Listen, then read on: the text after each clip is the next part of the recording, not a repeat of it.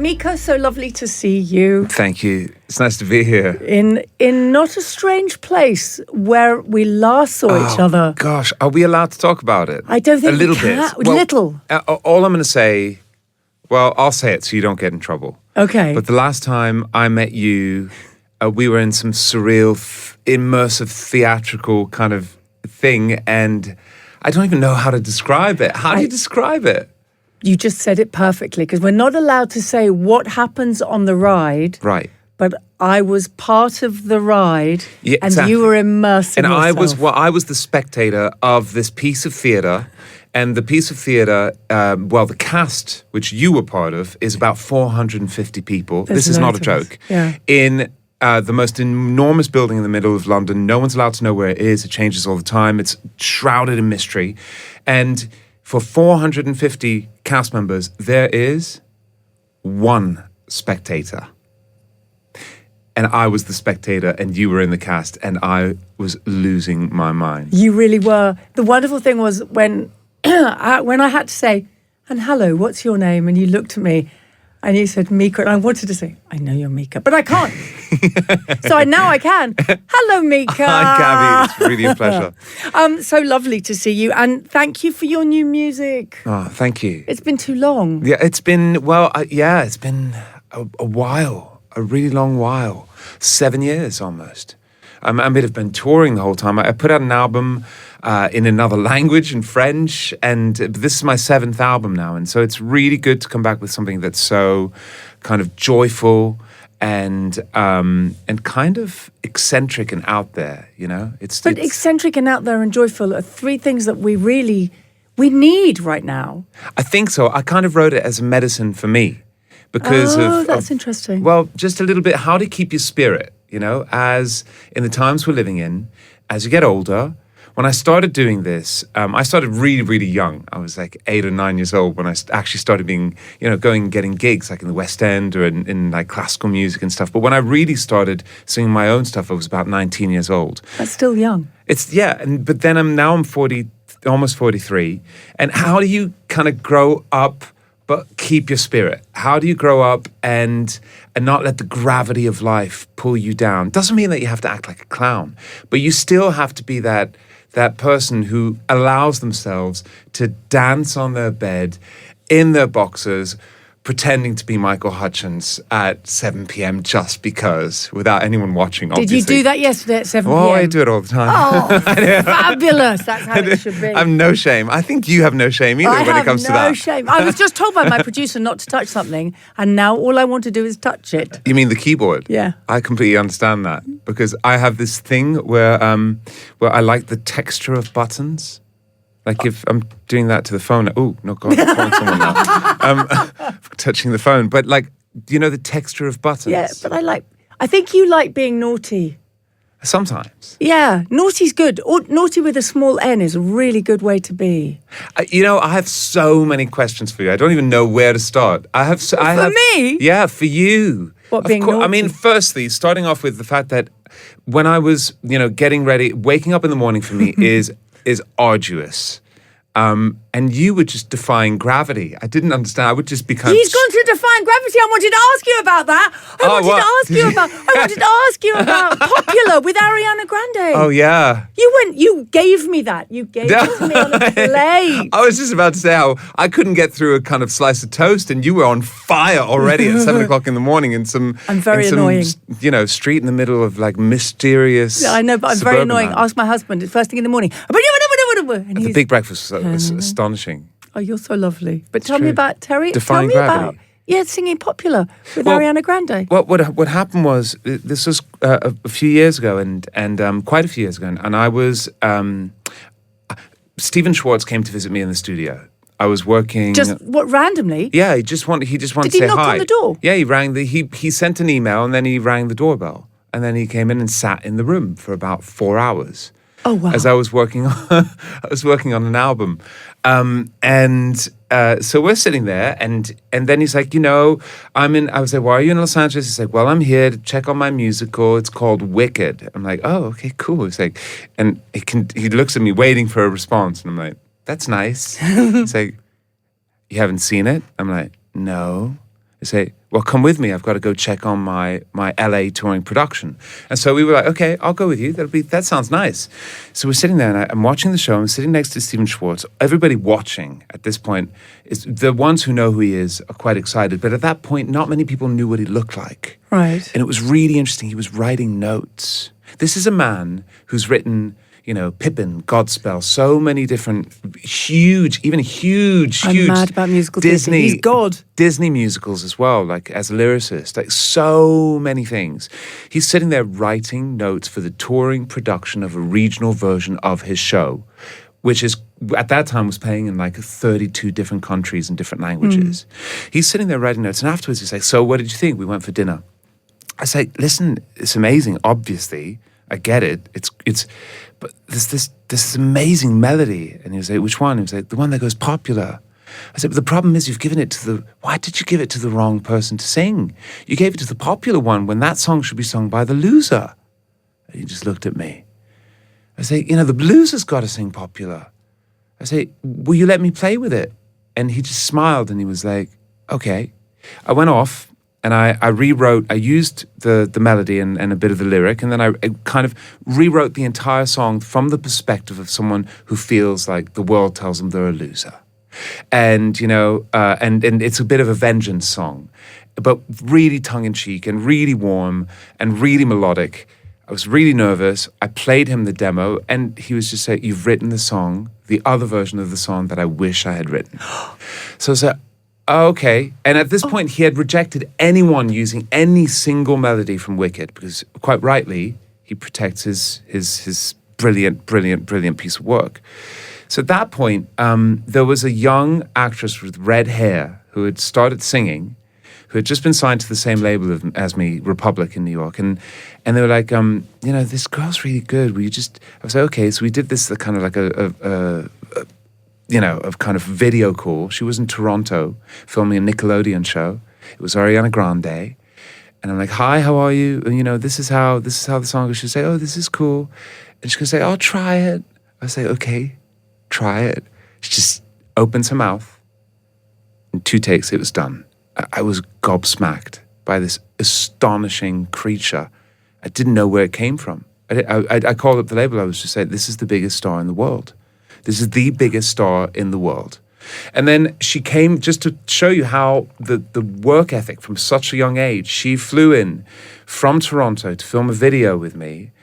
She flew in overnight, woke up in the morning, landed at like, I don't know when, 4 or 5 a.m., went and dyed her hair brown and black because she wasn't allowed to use her red hair because that was reserved for the other show. That was for the part. She didn't want to wear a wig. Dyes her hair black, films a video, goes back into her hotel room, dyes her hair red, gets on a plane, goes back and starts filming the next day in Nickelodeon. That is why Ariana is Ariana Grande. Wow.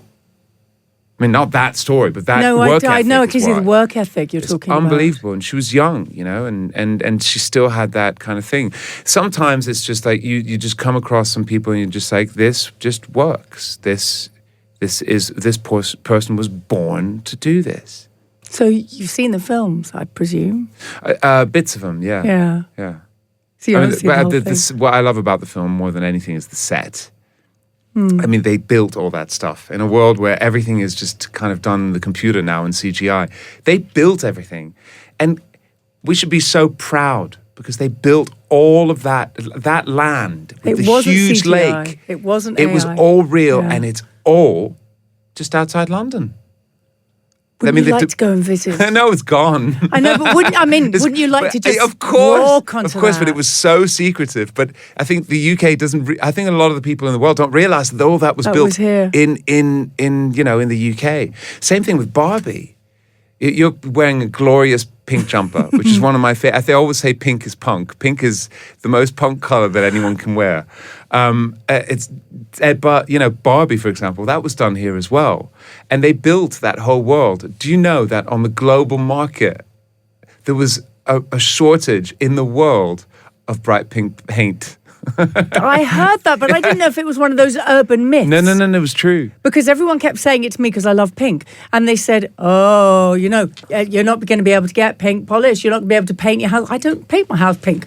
and everyone would say it to me, and so it is true. It was true. It's true. Love that story. They painted all of it. I have friends who work on some of my sets and stuff for the tour, and they were painting on that job.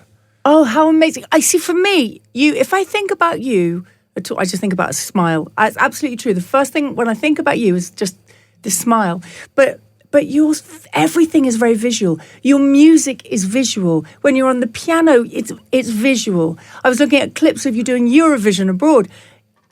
Everything's very visual. When you write music, do you see it? Or? I see it. Exactly. Yeah. That's so true. I mean, and very few people ask me that. I see a landscape. I see a character. I see a situation, and I try to describe it to the best of my ability. Sometimes it works, sometimes it doesn't. But I see, and every song has a certain kind of colorway to it as well. Yeah. Yes. But it always has been like that. That's why even when I wrote my first album, that's the only reason why it's called Life in Cartoon Motion. Because every time I was writing a song about real life, sometimes mine, sometimes that of people around me, I saw it like a cartoon and I was just trying to describe it.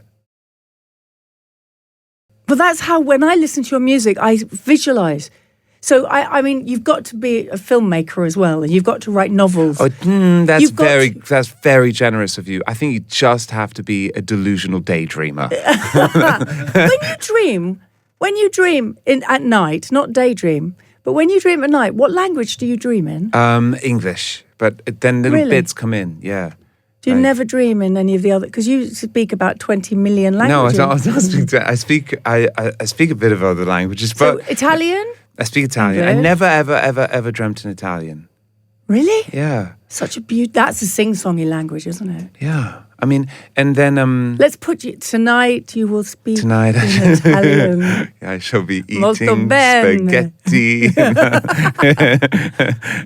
But all of the languages, the languages that you speak make you... That's, like I said, it's all colourful. But it was never intentional. You know, it was never intentional? No, because, well, I was born in Beirut, in Lebanon, and that was in 1983, and that was during the war. Mm. My mother was the daughter of a Syrian guy who arrived at Ellis Island and kind of made his life in America, and his wife, who was only 16 years older than my mom. And so she grew up in this kind of very, very Middle Eastern family, but in New York, right, in America. And then my dad grew up all over the world, and even in the UK, because his dad was working for the government. He was a diplomat. So he was, being placed around the world, kind of like army people. And so they met, and from the time that I was born in Beirut, we moved over to France, then we moved over to the UK. I'm the product of London. I was educated in London. I went to music college here. I snuck out to go to clubs from the age of 15 when I really shouldn't have, but I did. And it made me, and it made my music, and it gave me dreams. And I just wanted to write songs for the city that I was living in, and it was London. But the languages were always, my mother collected people. And if you think I'm exaggerating, I'm not. No, but I get that. I love that. She collected people. So she would meet, there was this lady that always drove by the house on her bicycle. She always cycled by the house. Her name was Bella, Rivas Collado. And Bella had an extraordinary life. She had worked as a nurse. She had worked as a cleaner from the age of 15 when she had come over to the UK from Spain. And she would just come over and she would just kind of sit and talk to us, because we would always sit on the step in the street. We would sit on the steps. That. And this is in London, near Earl's Court. And she would just talk to us. And my mother would just kind of watch her from the window. Long story short, this lady moved in with us, and she lived in. Yeah, she lived with us until she passed away at the age of 96. And she was so poorly at this point, and everyone had, as life goes on, I have 4 siblings.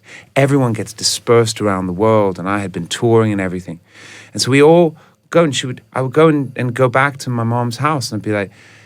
Bella would be there and be like, "Hey, Bella, how you doing?" She's like, "I need to see everyone. And everyone is traveling too much." And so one day she was really poorly and she said, "Please, I need to see everyone." And so bit by bit, we regrouped. Everyone came from wherever they had been working or studying, and everyone came back to London, saw her. The minute she saw everyone, she said, "Okay, bye-bye." And she passed away. But that is how my mother collected people. This incredible woman with her incredible past lived in our house for 25 years, 20 Your mother years. sounds a very special person. She met a guy working as a waiter in China in the Holiday Inn in Beijing in the 90s. Brinker becomes a friend of my mom's.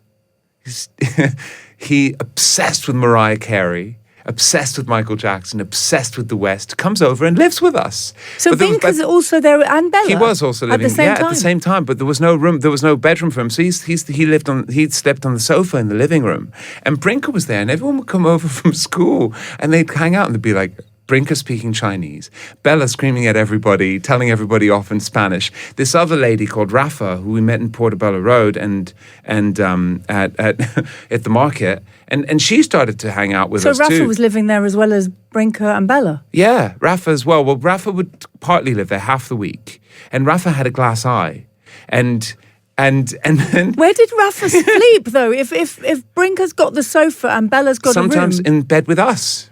Okay, with the glass eye. And Rafa, and so I'm telling all of this to kind of explain that she was speaking Arabic. Bella was speaking Spanish. Brinker's just speaking Chinese. And every time Bella and Rafa would always scream at each other, he would go, no, Bella, Rafa, relax, take it easy. Relax, take it easy. And that was a joke. That was our joke in our family, to say, relax, take it easy, because that was what Brinker would say. And then Rafa would always go, when she would get so upset and get fed up with us, she would say that we were making her eye hurt, her eye that she didn't have. She goes, my eyes are going to make me lose my good eye. All of this is in my music. Of course it is. It's all over the first album. Rafa's on the album, she's speaking. Relax, Take It Easy became my first single. Bella's all over the album. And in Grace Kelly, my very first music video, if you look, all those people eating all that food and dancing around, it's them. They weren't extras. Just brought them from the house in the Toyota Previa. Oh, my word. That's why you are magical. You are magical. No, you are. Please accept it. But this is you our are. life. Like, this is. But this obviously how your we mum grew is up. magical as well. Yeah, she was, and she was obsessed with one color. Pink. Yes. Oh. With one color. She sounds an incredible yeah, woman. Yeah, it was a force of nature. Yeah. What a child. No wonder that explains why everything is so large and so visual and so beautiful. But yet so small. Because it's okay for some of the most important things in your life to stay small. And to stay with you in here. Yeah. Stay with you. It's like, not everything has to be blown up or inflated or has to be taken to that other level. I totally agree with you. That's the secret to happiness. But it's listening to small. It's listening to the bird song first thing in the morning, which people forget about. Oh, don't get me started with that. Why? Go. Oh my gosh. It. Okay. So there's this incredible guy called Luke Smith, who's an amazing musician and producer. Anyway, and he got me really into birdsong. It is the most sophisticated kind of music and melody that exists on Earth. Mm. And it's so complex that it actually is like neuromedicine for your brain. And that we really absolutely have to listen to just ambient sounds and birdsong. Absolutely. And it fixes parts of your brain. It makes you calm, because if there's birdsong, it means that there's no trouble around. So if you hear birdsong, you instantly, we all have it inside us that we think, okay, we're okay, we can breathe, we can take a moment. If you walk into when the kind of like Amazon delivery guy or the postman walks into the house, I often get a very strange look, because 5 times out of 10, I don't have music or radio playing, I have birdsong.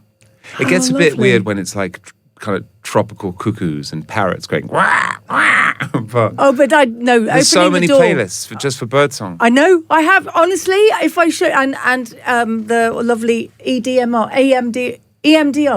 EMDR. Hold on. Let me go to the. What's that? Just that sort of sound. What is that? EMDR. It takes you into meditative state. There's all sorts of ones. This gives you clarity. It's just really... That's really nice. But they're all at different levels. Can I give you an app recommendation? Go on then. And I can, because it's a foundation. It's part of Cornell University in America. Yeah. And so it's not profit. It's called Merlin. Merlin. And Merlin is able to... as in MERLIN. LIN. Right, and okay. as you walk around and you hear a noise, it's like Shazam, but for birds. A Merlin bird app free. Yeah. And Right. it will tell you what kind of bird and why that bird is there at that specific time. Thank you. Got that. And all the data that you collect gets collected around the world, and they're building up a database to understand the changes in the migratory patterns of birds. Oh, wonderful. So you didn't think we were going to start talking about No. birdsong? I love the idea that the Amazon delivery person gets a parrot when you open the door. That is perfect. Let's talk about your new music and your new single, Love Immortal. I was listening to it this weekend, and I have to say, I overplayed it, and I kept playing it because, and it's the same thing, and I'm looking you in the eye to tell you this, but your songs, I fall in love with your songs, and I feel like I get to know you even more. That's a compliment. Is for you when you write, is it that you want people to know you more? I find, I've never thought about it, but I find that it's easier to express myself when I'm writing songs, or to show who I am without fearing the consequences. You know, I think that's the best way to say it. Like, from when I was really young, I found that you could put things in songs that you could never say just walking up to somebody or in a pub. Or you could never say some of these things. Imagine, going up to somebody in Costa Coffee and going, I've been young and I've been old 1,000 times. I have died and I've been born 1,000 lives. They'd be like, oh no, get away from me. I'd rather like that. You know what it is. You put it in a song and it's okay. Yes. But the power of songs, that's why they accompany us. Immortal Love is a song that is very, very, very much about one thing. It's about coming to terms with loss. It's about coming to terms with the idea of a presence or a soul or someone you love not being there. And I always describe it like when you lose somebody, it's like they've unplugged themselves from you. And obviously, every person, every creature has a different size and shape plug of a different form. And as they remove that plug, there's a space left behind. And you have to fill it. You might as well fill it with good stuff, because if you just ignore it, then it leaves you weaker, because eventually there's so many plugs removed that you end up kind of, weaker.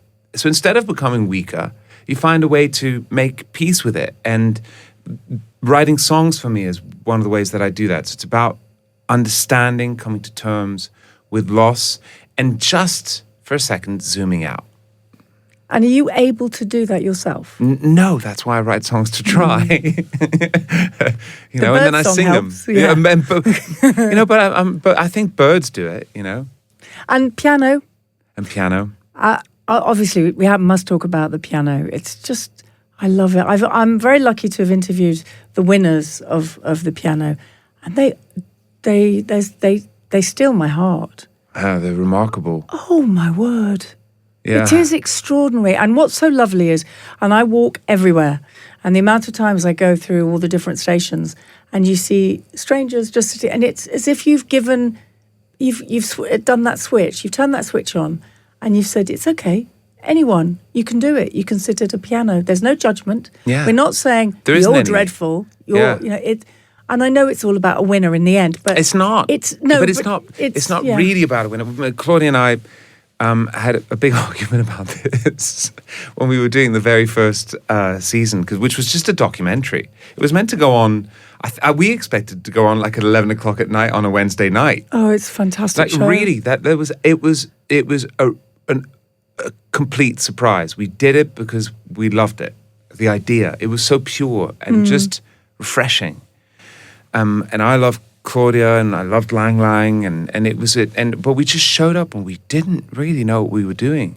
And then at the end, we knew we were going to do a concert, and no one wanted a winner. And I was like, well, what if we have a performance of the night? Because when you perform, there's a beauty in performance of the night without being a winner. Yes. You know? Yes. So I totally get that. So it's a small difference, you could argue. It is a difference. The performance of the night. But it really, again, I'm going to use the word again, but it's a very magical show. Yeah. And to hear their stories and how... They are magical. Yeah. And the stories and how it has helped them.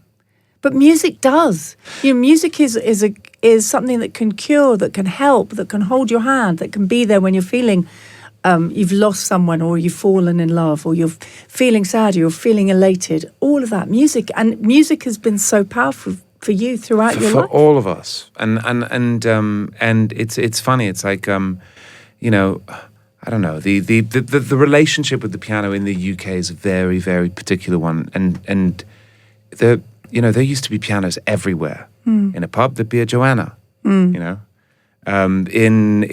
every living room there'd be a piano. It was just such a thing. There were pianos everywhere. At weddings, a piano. At funerals, a piano. This instrument is part of the DNA of the country, and it's just quite beautiful to show. It's not a guitar; it's a piano. It has a different power, and we just put a little bit of light on it. As do you. You're incredibly powerful. If we may, I just want to ask you, for reasons to be joyful, what brings you most joy? Because you're a joy spreader, so we want to know what brings you most joy. I always say I'm an accidental optimist. Okay? So I love surprise. Like, not someone going, oh, ta-da, surprise. Like, not that kind of surprise. You want me to hide under the desk and go, hey! Yeah, I love the twists and turns of life. And I find that they are, and the positions that they put me in that I would never put myself in, and that the chaos of life is something that I love, and accepting, letting go of control, and having an atmosphere to live in where there is a little bit more chaos, and it's okay. That is really powerful. It makes you quite happy, because it always makes you feel a bit more like a person. It's, control, obsessive control, I think is the opposite of what you're asking. Is a way to become really miserable. That's the most perfect answer we could ever wish for. Can everybody just give this man a round of applause, and can we keep him here all the time? Mika, thank you.